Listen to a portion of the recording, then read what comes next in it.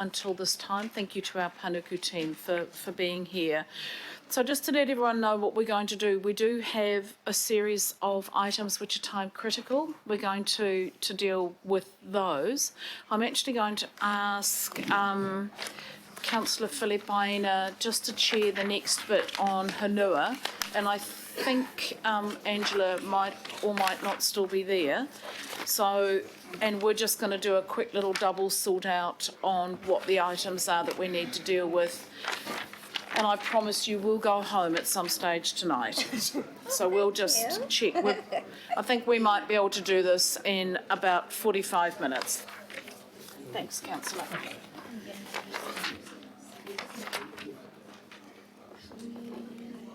Yes, just holla. Item 15, Angela. No mai haere mai noho. Have a seat. I'm just going to wait for the other councillors to sit down, please, and we can get on with item 15. Councillor Cashmore, Deputy Mayor, do you want to move this particular one to get it on the table? Yep, and yep, second is Member Wilcox. And I'll just wait till everybody quietens down.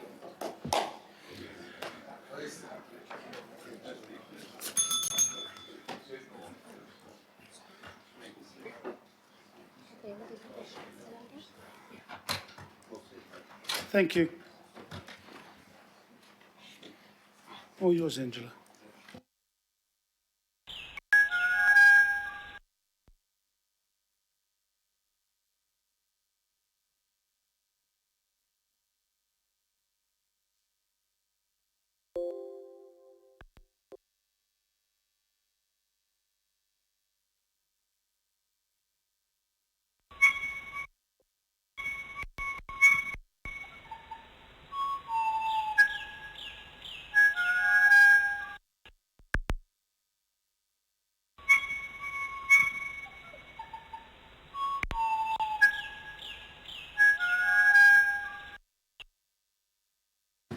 Thank you, Chair. That was really the Kakā Code. I'll just give you a translation. They're saying well done for your stamina for today, and that we're looking forward to presenting this, and that the Hanua Trail is certainly, from their perspective, on the right path. I really just want to cover off some updates from my last presentation, so I'm not going to go into a great deal of what the project is, although there are some slides there that do that.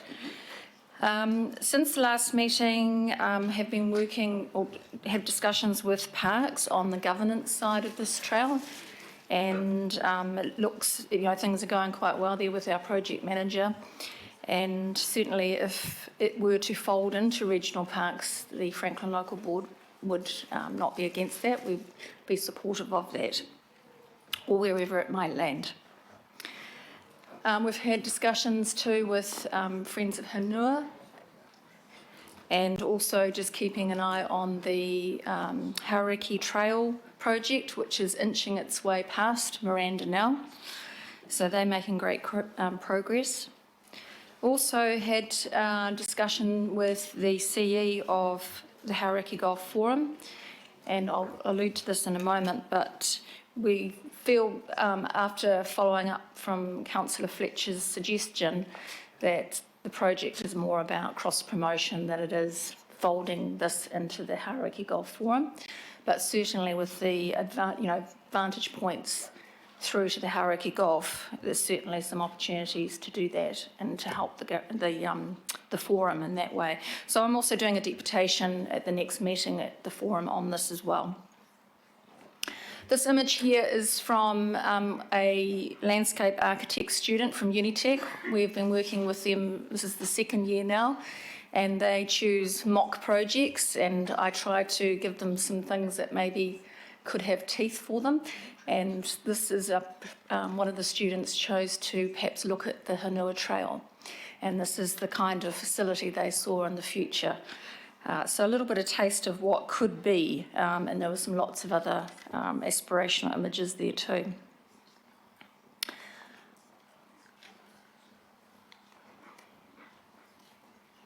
You might be wondering why this image is in here. The Clevedon Community and Business Association have, as of 1st of July, opened a trial information centre. So we envisage that with this trail, there may be lots of inquiries when people come into Clevedon. This could be a sort of the start, like the gateway, if you like, to providing that information. And maybe in the future, a centre may be perhaps in the actual Hanua Ranges, but at least we have a starting point of a facility we can actually use at the moment. So they're starting that process as we speak.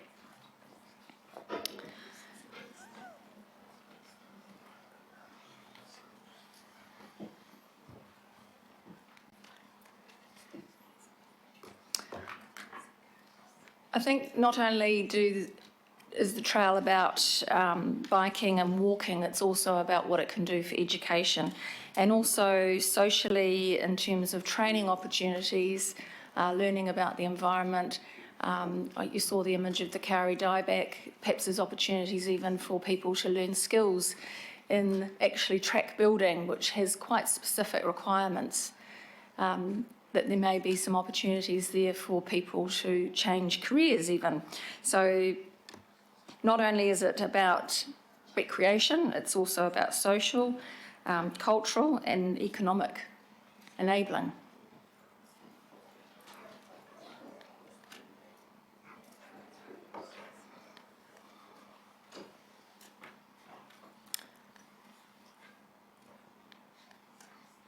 I'm just going to rip through these because I know it's been a long day.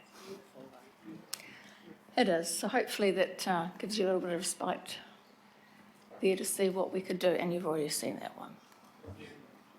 So yeah, very supportive and very, obviously keen to know the outcome from today. But as far as as the board feels, we're tracking along quite nicely.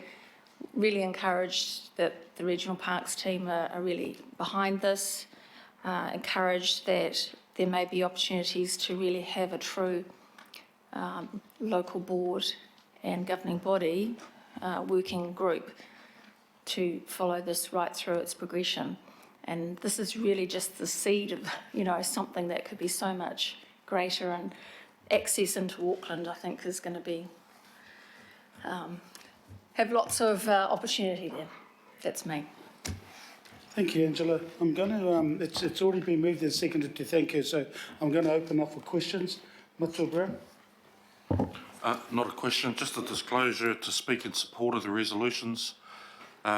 Insofar as the work that's gone on in the documents, at least to confirm what's written is true and correct, so acknowledge Mason, Rachel and the team in the back there over their engagement they've had with mana whenua.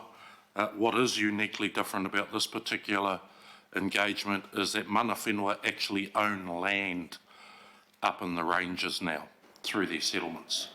So acknowledging Angela and the team, I am permitted to talk on behalf of the named tribes in the documents who fully support the resolutions. Kia ora.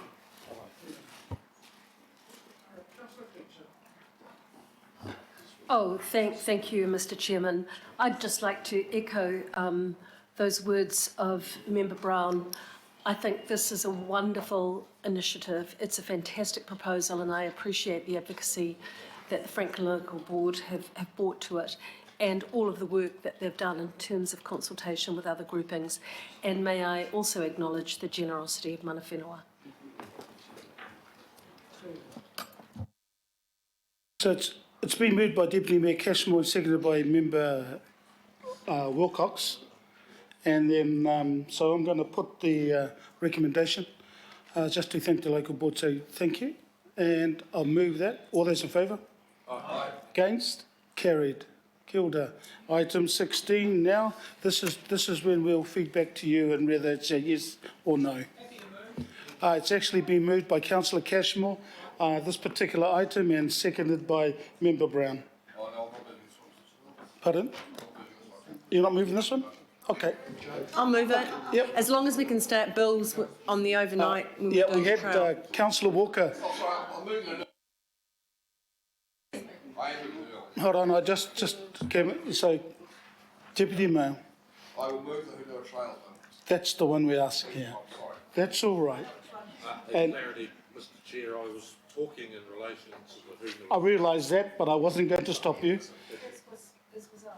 Yeah, yeah, I know, but look, it was good comments.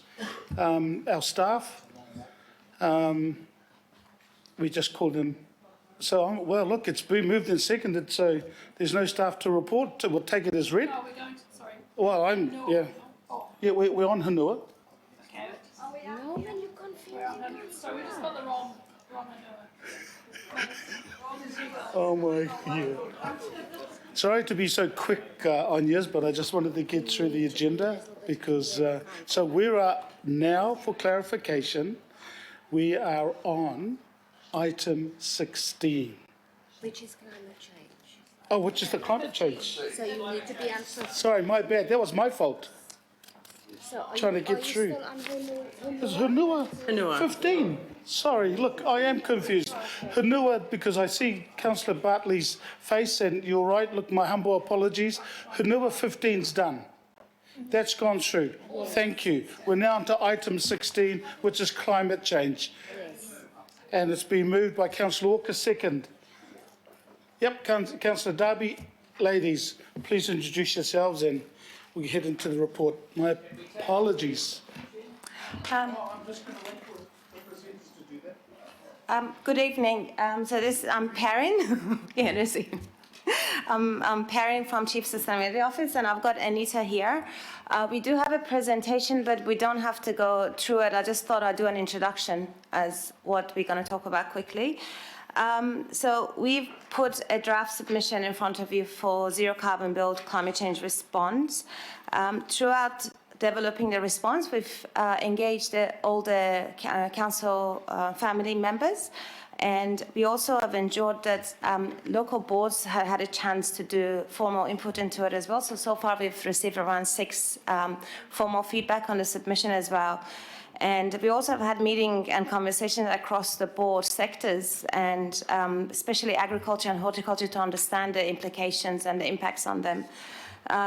So the elements of the bill, quickly to say, that is the Climate Change Commission, the targets, that could be probably the controversial side of it, the setting the budgets, like stepping stones and adaptation parts, and it quite aligns with the work of Auckland's climate change, climate action framework. So just wanted to say a few words around that. So if any questions, just me and Anita could answer them. So open up for questions. Deputy Mayor. The obvious one coming from me about the methane. So we've had a split out of CO2 and methane. Yes. Methane burns hotter, but it only lasts for 12 years or thereabouts. It's insecure science around the product. And yet our council and you have recommended that we go for the higher percentage of attainment by 2050 of 47%, when there is not proven science around and no ways of remitting that particular problem of methane. And your final statement, that particular paragraph 16 on page 5 of your report, will require transformational change of the agricultural sector. Have you actually worked out what that means or what it would cost? No, we haven't worked out the cost, but we know the possibilities of the options, technology options out there. And discussing this across the sectors, this agriculture is not the only sector that has to have transformational change. For example, we talked to steel industry and also process heat gas users. They're the same. The changes after post-2030 would be quite a transformational change for everyone.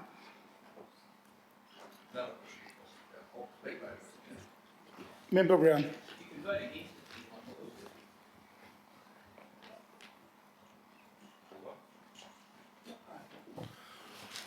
Thank you.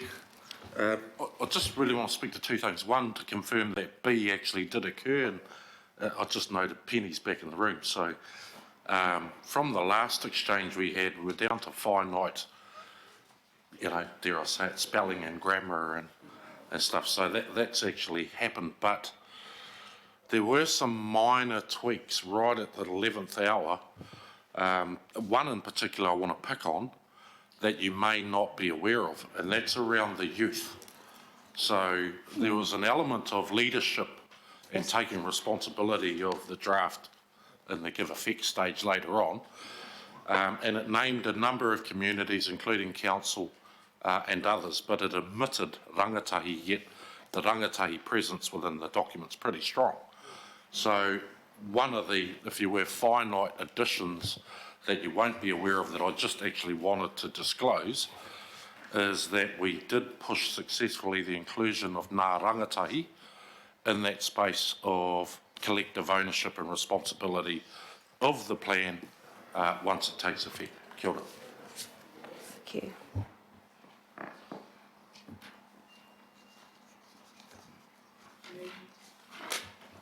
Questions?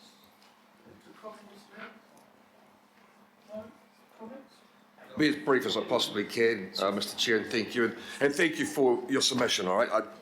I have to be critical about the methane stuff because it is not proven. And there's a huge amount of work yet to be done on that. It's gone against the Environmental Commissioner. Mr Upton recommended that methane be set aside until such time as there were mitigation methods. There are processes that are available that have been actually funded by New Zealand scientists and New Zealanders to actually help mitigate the science. We're not allowed to use those scientists in this country. There's no way that you can mitigate 47% of your animals' methane emissions unless you destock. Correct. And the price of that destocking to this nation is between $22 and $28 billion a year and a potential 25% drop in standard of living. So this is very real stuff that's been funded. Science has been funded by independent research units and there'll be more coming out about it going forward. I'm concerned that this council going for an aspirational target is setting us up for a long-term intergenerational recession that not necessarily need to happen, with a bit more time and science availability that needs to be put forward. New Zealand's emissions for climate change are substantial on a countrywide basis, but on an international scale it's minuscule. I'm not saying we shouldn't do our bit, we should. And the price is going to be for everybody. We've heard about industrial heat and industrial comparisons. The prices for electricity potentially are going to skyrocket. There's 30,000 tonnes of coal arrive on the ports of Auckland every month to fuel Huntly when it's going.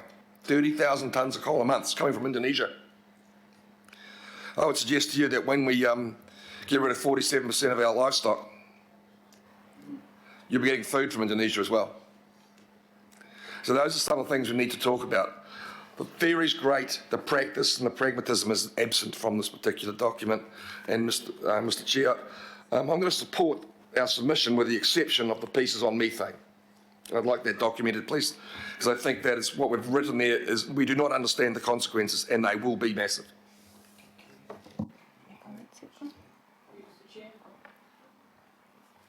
Councillor Walker. Make a couple of comments, and frankly it goes to the some comments that might be made about livestock. There are livestock that don't generate methane emissions to anywhere near the same degree. We know that, and there is ample science around that. We've got a particular problem in New Zealand around dairy, but that does not mean to say that there can't be conversions.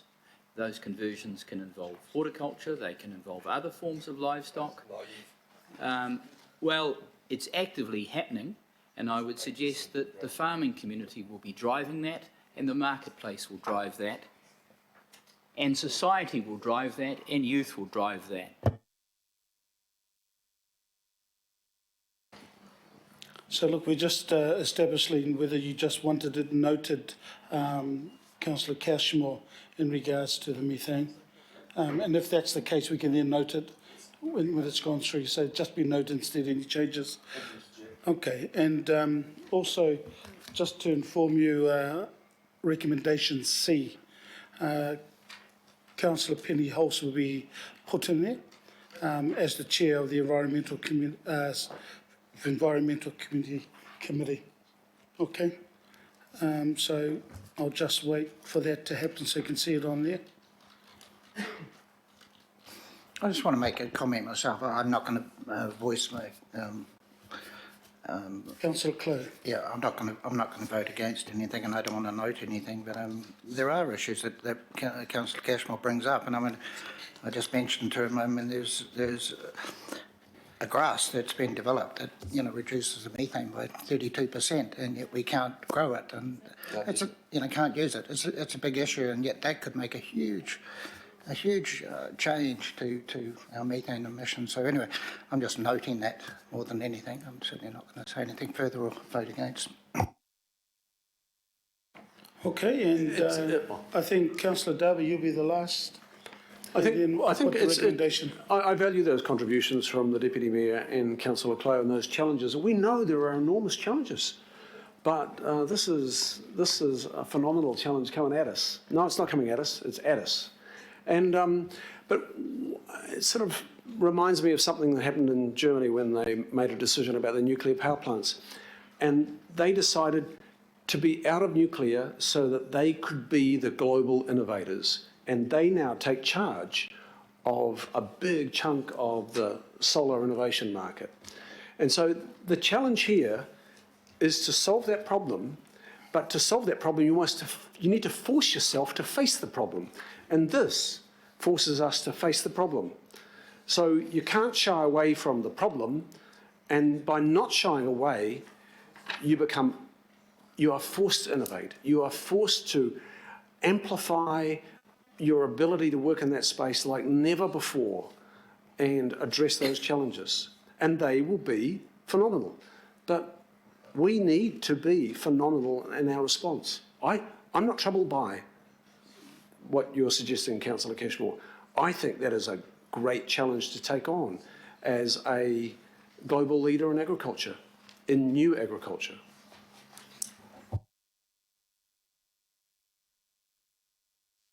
Councillor Hills. No, it's just quickly. We obviously supported a climate emergency. We've supported 1.5 before. We've got a climate action framework.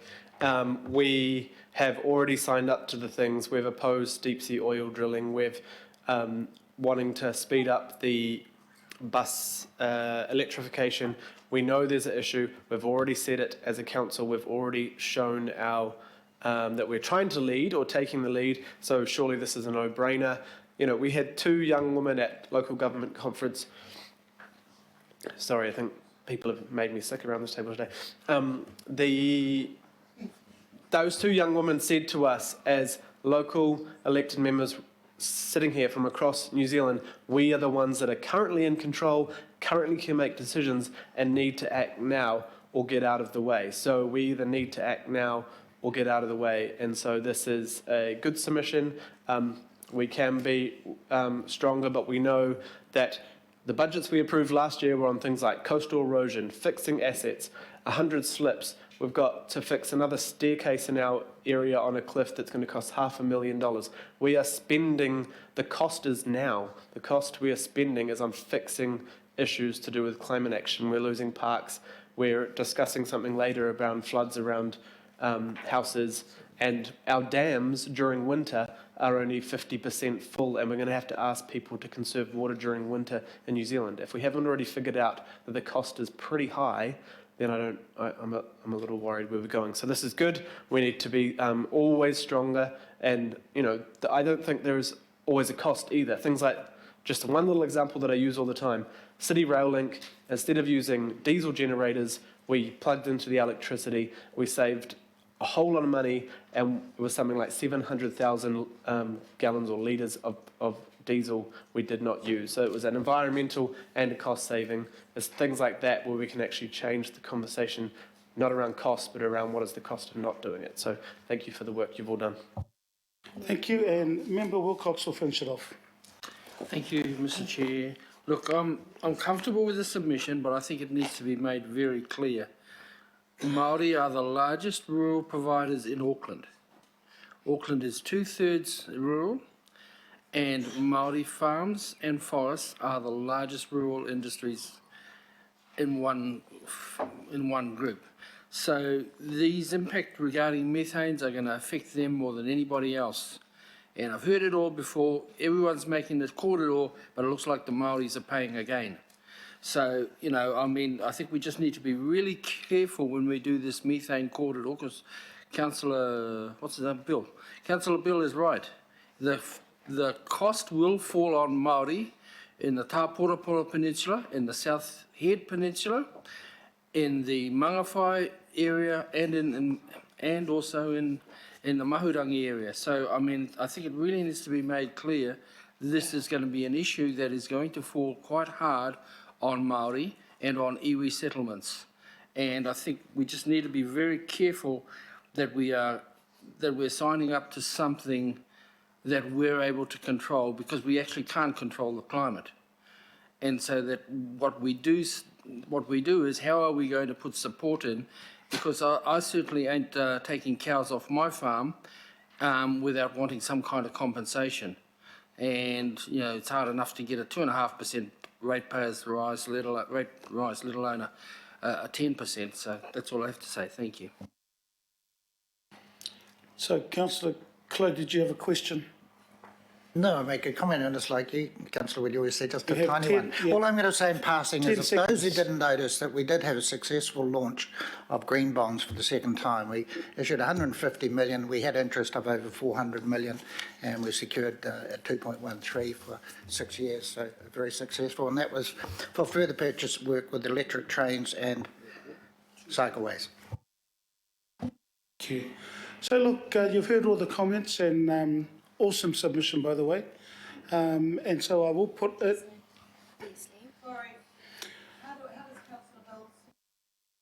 He's noted it, and I said that earlier. Finished? Done? House. I will put the recommendation. All those in favour? Against?